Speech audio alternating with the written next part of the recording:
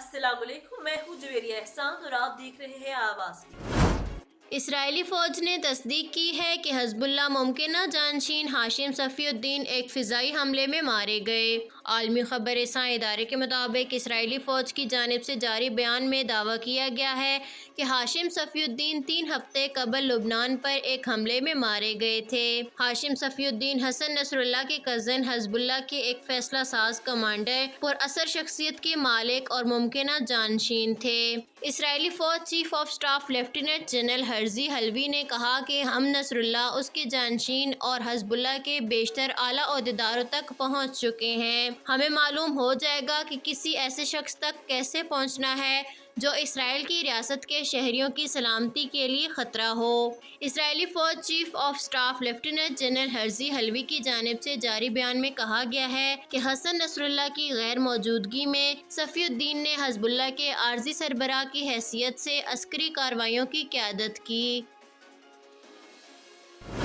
Toshakhana case में Islamabad high court से ज़मानत की दरख्वास्त मंजूर होने के बावजूद बुशरा बीबी की रिहाई आज मुमकिन नहीं। ज़राए के मुताबिक बुशरा बीबी की रिहाई की रोपकार अडियाला जेल ना पहुंच सकी, जिसके बायस आज रिहाई मुमकिन नहीं। जेल ज़राए का कहना है कि बुशरा बीबी की रिहाई रोपकार मौसूल होते ही कानूनी कार्रवाई का आगाज़ कर दिया जाएगा। वकील खालिद यूसुफ चौधरी ने बताया कि जिन जजेस ने रिहाई रोपकार जारी करना थी वो दस्तयाब नहीं। मुतलका जज के दस्तखत के बाद कल रिहाई रोपकार जारी होने का इम्कान है। जज की अदम दस्तयाबी के बायस बुशरा बीबी की रिहाई का कानूनी अमल कल पूरा किया जाएगा।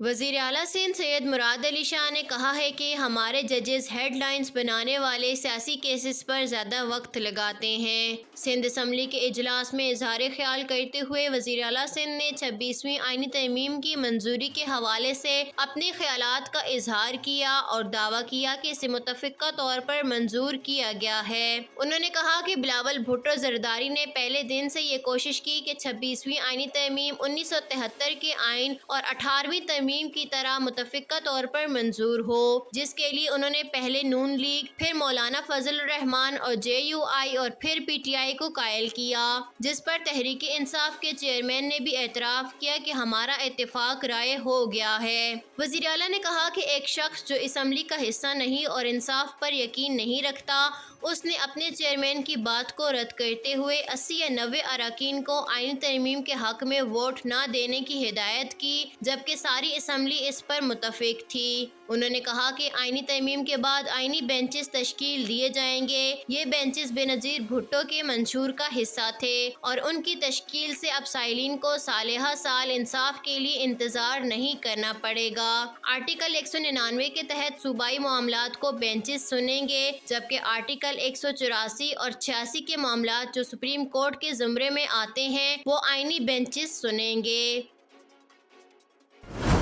वज़ीर आज़म शहबाज शरीफ ने कहा है कि पाकिस्तान के अवाम मुश्किल वक्त में फ़लस्तीनियों और लबनानियों के साथ हैं। हमारे घर और तालीमी इदारे फ़लस्तीनियों के लिए हाजिर हैं। इस्लामाबाद में फ़लस्तीनी तलबा की तकरीब से गुफ्तगू करते हुए वज़ीर आज़म ने कहा कि आलमी अदालत का फ़ैसला भी इसराइल को नहीं रोक सका, जबकि इसराइल ने अक़वाम मुत्तहिदा की करारदादों और आलमी बरादरी की सिफारिशात को रद्दी की टोकरी में फेंक दिया है। उन्होंने कहा कि इसराइल ने स्कूलों, अस्पतालों और पनाहगाहों पर वहशियाना बमबारी की, जबकि आलमी अदालत के फैसले और अक़वाम मुत्तहिदा की करारदादों के बावजूद आलमी बरादरी गज़ा जंगबंदी कराने में नाकाम रही है और इसराइली बर्बरियत पर खामोशी तमाशाई बनी हुई है। वज़ीर आज़म ने कहा कि फ़लस्तीन में शहर और गाँव के गाँव तबाही का मंजर पेश कर रहे हैं। सलामती कौंसल की करारदादें और आलमी अदालत इंसाफ इसराइल के आगे बेबस है, जबकि आलमी बरादरी ने जंगबंदी के लिए मौसर किरदार अदा नहीं कर रही। हकाम की अदम तवज्जो के सबब कराची में सरकारी सतह पर कायम एजुकेशन कॉलेजेस में एकेडमिक सूरत हाल इंतहाई मखदूश हो चुकी है, जिसके सबब BEd में क्वालिटी एजुकेशन अबतरी का शिकार हो रही है। पुराना निसाब, गैर मुतलका और गैर तरबियत याफ्ता उस्ताज़ा की एजुकेशन कॉलेजों में तैनाती, एजुकेशन से मुतलका मज़ामीन के उस्ताज़ा की कॉलेजों में शदीद کمی اور فرسودہ داخلہ پالیسی سمیت دیگر چند ایسے عوامل ہیں جن کے سبب ایجوکیشن کالجوں کی معیار دن بدن گر رہا ہے اور وہاں طلبہ کا ڈراپ آؤٹ مسلسل بڑھ رہا ہے۔ مذکورہ صورتحال ایسے کالجوں میں ہے جہاں سے فارغ التحصیل افراد کو پرائمری اور سیکنڈری اسکولوں میں تدریسی ذمہ داریاں ادا کرنا ہوتی ہیں۔ واضح رہے کہ کچھ برس قبل جب سندھ میں محکمہ تعلیم کو 2 حصوں میں تقسیم کرتے ہوئے اسکول ایجوکیشن اور کالج ایجوکیشن کے علیحدہ علیحدہ محکمے قائم کیے گئے تھے تو ایجوکیشن کالجوں کا انتظام محکمہ کالج ایجوکیشن کے سپرد کر دیا گیا تھا۔ تاہم محکمہ کالج ایجوکیشن نے ان کالجوں کو عملی طور پر اپنایا ہی نہیں۔ ان کالجوں سے محکمے کا ایک رسمی تعلق ہے جس میں ٹرانسفر، پوسٹنگ اور بجٹ کے معاملات شامل ہیں۔ امریکی وزیر خارجہ انٹونی بلنکن گزشتہ ایک برس دوران مشرق وسطیٰ میں اپنے 11ویں دورے پر ہیں جہاں وہ اسرائیلی قیادت سمیت دیگر فریقین سے ملاقات کریں گی۔ عالمی خبر رساں ادارے کے مطابق امریکی وزیر خارجہ نے سعودی عرب اور اسرائیل میں اعلیٰ قیادت سے ملاقات کی اور غزہ میں یحییٰ السنوار اور لبنان میں حسن نصر اللہ کی شہادت کے بعد پیدا ہونے والی صورتحال کا جائزہ لیا۔ امریکی وزیر خارجہ انٹونی بلنکن نے نیتن یاہو سے کہا کہ اب ہمیں یرغمالیوں کی واپسی، جنگ کے خاتمے اور اس کے بعد کی منصوبہ بندی پر توجہ کرنی چاہیے۔ اسرائیلی وزیر اعظم سے گفتگو میں امریکی وزیر خارجہ انٹونی بلنکن نے ایران پر جوابی حملے سے متعلق کہا کہ یہ کارروائی اس طرح ہونی چاہیے جس سے خطے میں زیادہ کشیدگی نہ پھیلے۔ کراچی سندھ اسمبلی نے 26ویں آئینی ترمیم اور آئینی بینچز کے قیام کے حوالے سے قرارداد کثرت رائے سے منظور کر لی۔ سندھ اسمبلی کے اجلاس میں وزیر اعلیٰ نے 26ویں ترمیم کے حق میں قرارداد پیش کی جسے کثرت رائے سے منظور کر لیا گیا۔ اس کے علاوہ صوبائی وزیر داخلہ ضیاء الحسن لنجار نے آئینی بینچز کی تشکیل سے متعلق قرارداد پیش کی، اسے بھی کثرت رائے سے منظور کر لیا گیا۔ جماعت اسلامی اور تحریک انصاف نے 26ویں آئینی ترمیم اور آئینی بینچز کی تشکیل کے حوالے سے پیش کی جانے والی قراردادوں کی مخالفت کی۔ اسرائیلی وزیر اعظم نیتن یاہو نے ایرانی ایجنٹوں کو اپنے گھر پر حملے کا ذمہ دار قرار دے دیا۔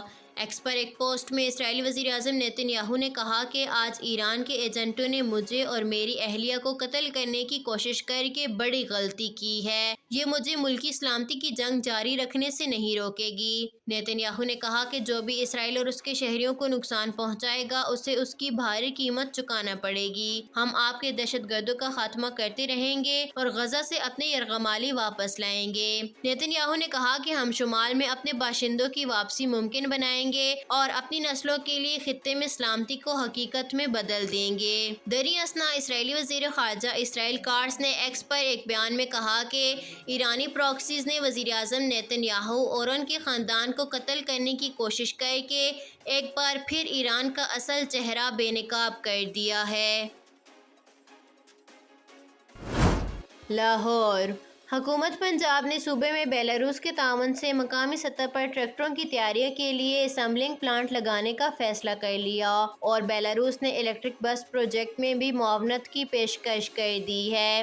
حکومت پنجاب کی جانب سے جاری بیان کے مطابق پاکستان میں بیلاروس کے سفیر آندرے میٹلیسا نے وزیر اعظم مریم نواز سے ملاقات کی۔ اس دوران بیلاروس کے ٹریڈ کونسلر الیاکانا پلیو بھی موجود تھے۔ بیان میں کہا گیا ہے کہ وزیر اعلیٰ مریم نواز سے ملاقات کے دوران بیلاروس کی جانب سے بیان میں الیکٹرک بس پروجیکٹ میں بھی معاونت کی پیشکش کی گئی۔ اس کے علاوہ ملاقات میں دو طرفہ باہمی تعلقات کے فروغ پر تبادلہ خیال، زراعت، تجارت اور سیاحت کے فروغ پر بات چیت کی گئی۔ مریم نواز نے کہا کہ پنجاب میں غیر ملکی سرمایہ کاروں کو مراعات اور سہولیات فراہم کر رہے ہیں، بیلاروس کے ساتھ زراعت اور دیگر شعبوں میں تعاون کو فروغ دینا چاہتے ہیں۔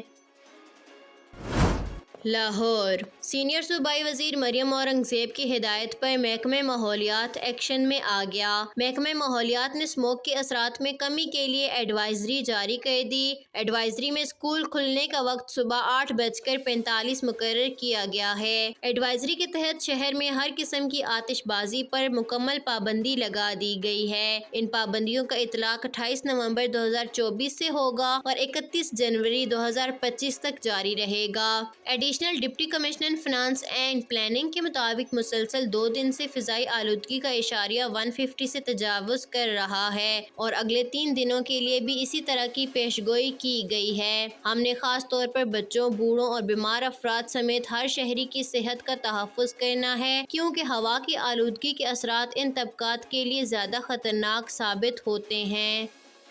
آواز نیوز سے فی الوقت اتنا ہی۔ مزید خبروں اور اپڈیٹس کے لیے دیکھتے رہیے آواز۔